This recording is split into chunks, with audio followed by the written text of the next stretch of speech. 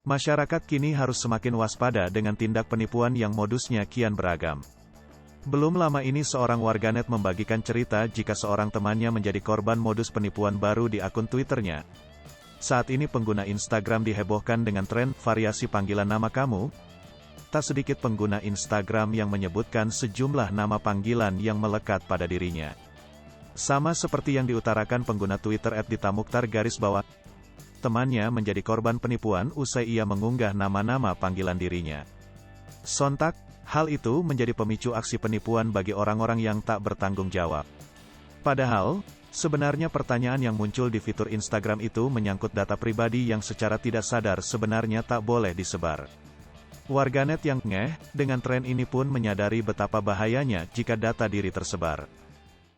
Hai pemirsa Sri Popo TV, jangan lupa komen, like, dan subscribe, serta tonton